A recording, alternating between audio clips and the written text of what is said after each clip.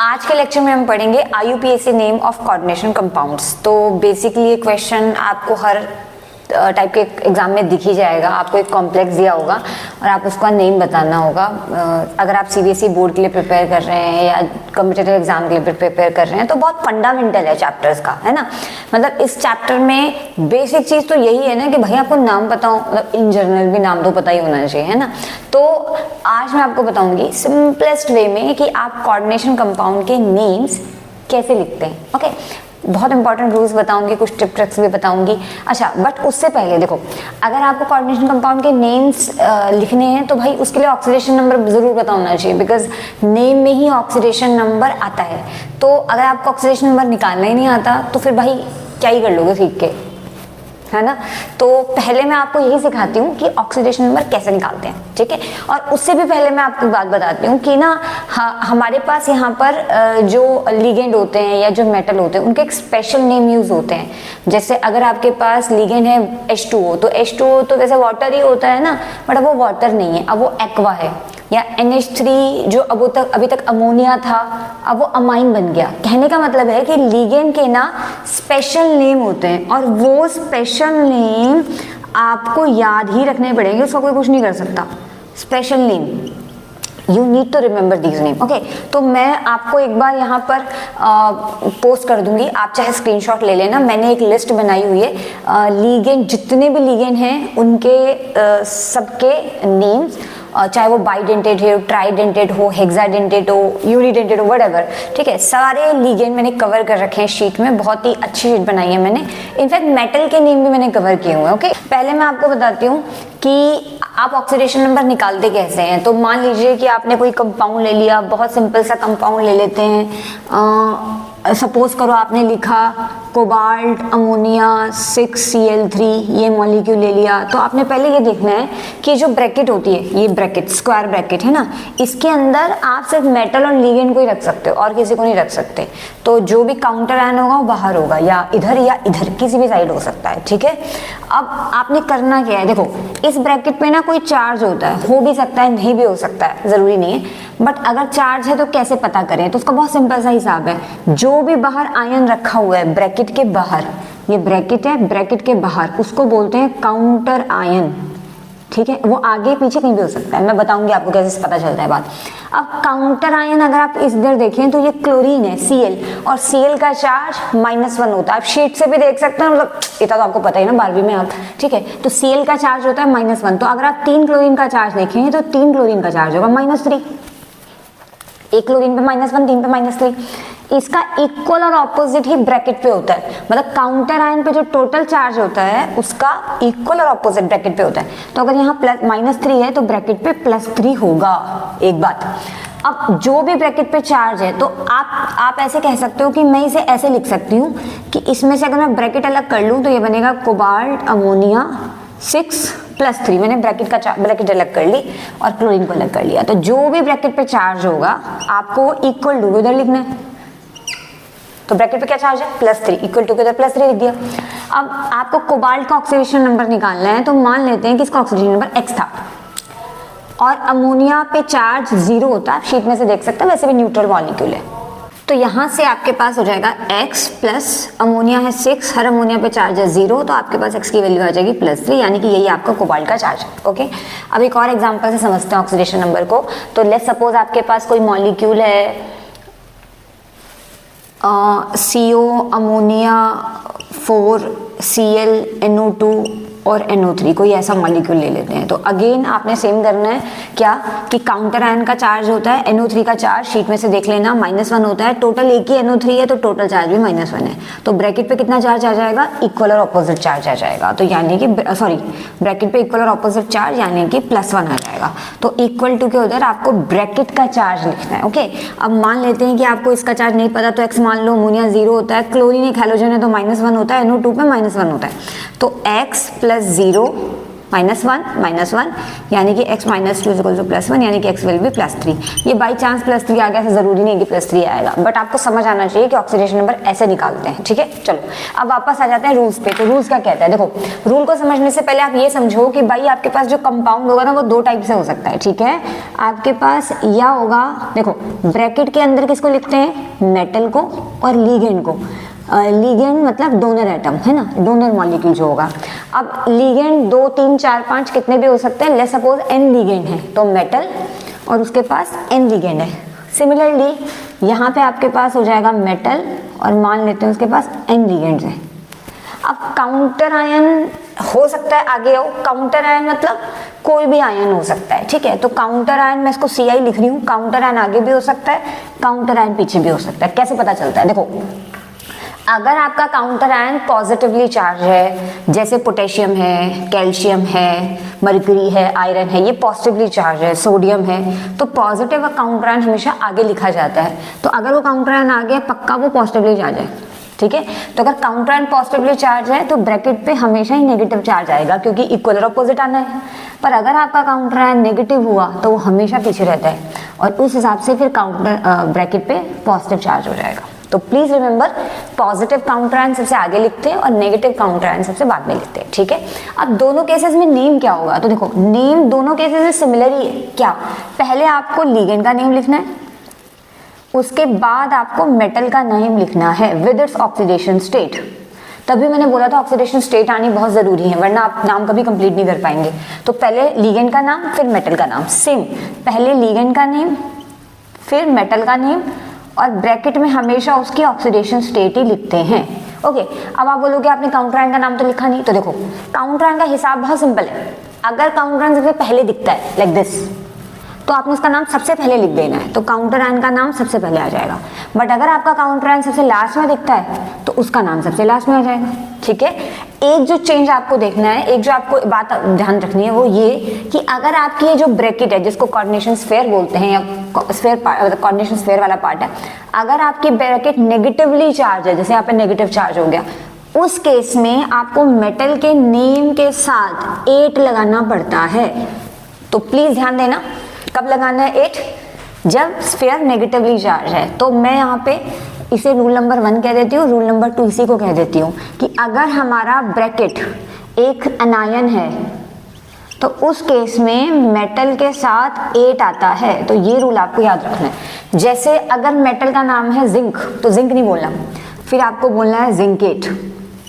अगर मेटल का नाम है मान लो सिलिकॉन तो सिलिकेट, क्रोमियम है तो क्रोमेट। तो ऐसे मैंने शीट में सबके ही नेम लिखे हुए हैं, यहाँ मैं सारे नहीं बता रही, बट और भी बहुत सारे। पैलेडियम के लिए पैलाडेट, एजी के लिए अर्जेंटेट, कॉपर के लिए क्यूपरेट, निकल के लिए निकलेट। तो there are so many names, ठीक है। तो नाम कैसे चेंज हो जाएगा उसको भी मैंने शीट में मैं बता दूंगी, यहाँ पे समवेयर मैंने लिखा हुआ है, ठीक है। तो आप ये नेम याद कर लेना।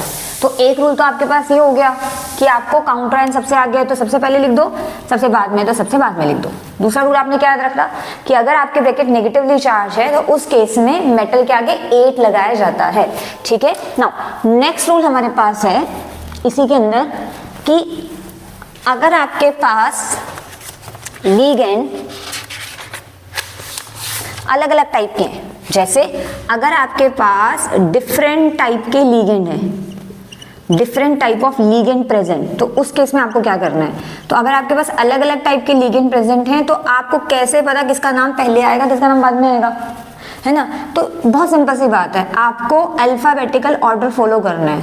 फॉलो अल्फाबेटिकल ऑर्डर मतलब जिस लीगेंड का नाम अल्फाबेट्स में पहले आता है तो उसका नाम पहले लिख दो। जैसे मान लो आपको CN और वाटर 2 लीगेंड दे रखे हैं, तो आप किसका नाम पहले लिखेंगे किसका नाम बाद में लिखेंगे। तो देखो CN का नाम होता है साइनो स्टार्टिंग फ्रॉम C और वाटर का नाम होता है एक्वा स्टार्टिंग फ्रॉम A।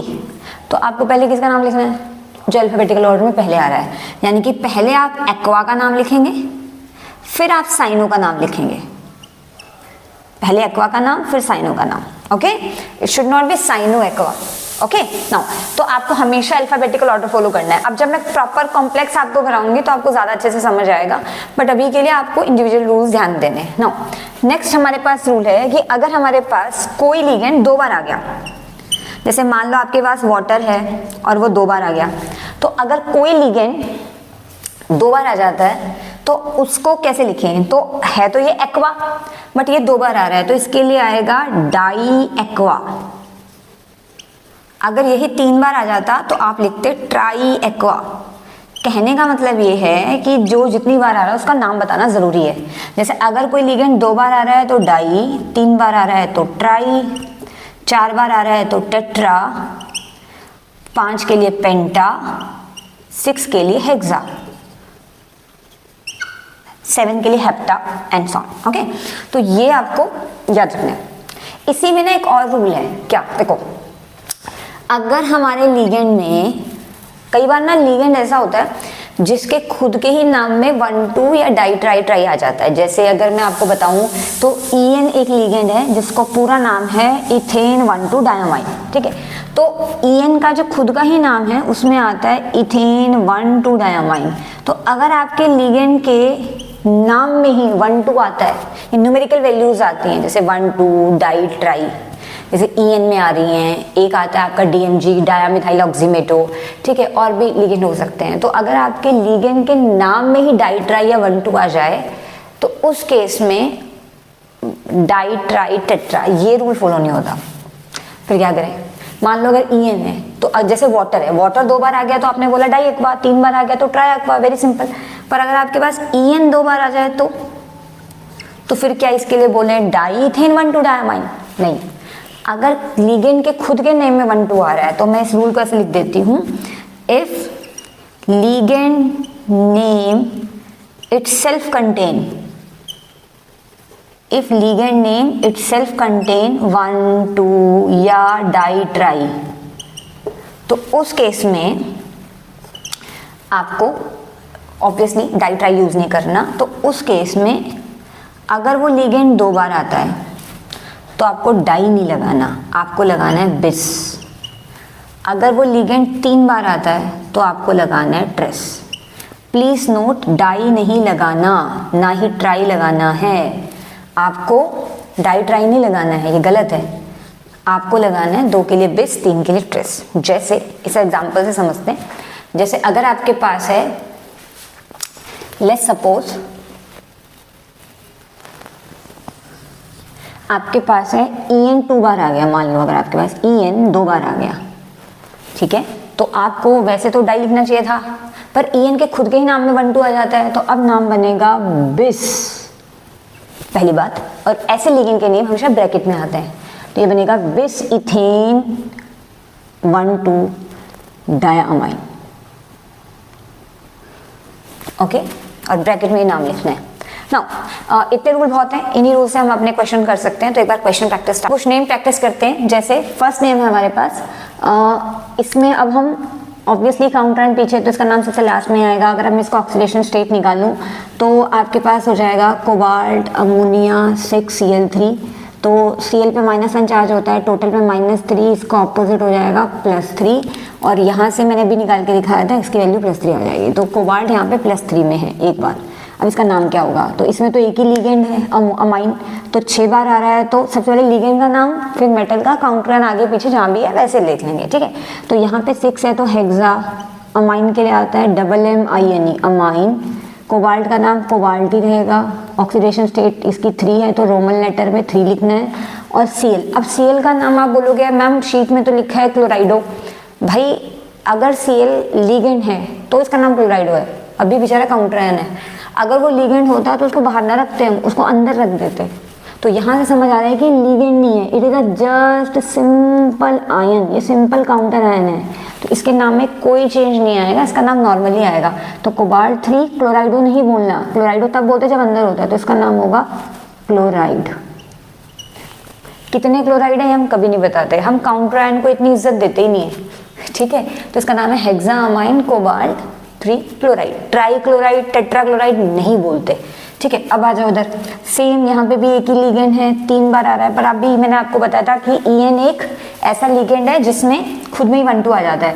तो इसके लिए 3 के लिए वर्ड आएगा trace ethane 1 2 diamine bracket close. Chromium के लिए क्रोमियम ही आता है। अब आप इसका चार्ज निकाल लेना, इसका चार्ज 3 आएगा, और Cl के लिए क्लोराइड। ओके, अब देखो क्या इस Cl को भी क्लोराइड बोलेंगे? नहीं, अब ये लीगेंड है क्योंकि ये ब्रैकेट के अंदर है, इसे हम इज्जत देते हैं, इसका नाम भी अलग होता है। तो एक बार मैं ये चेक कर लेती हूँ। देखो ये तो मेटल है ना, ये तो मेटल है ही।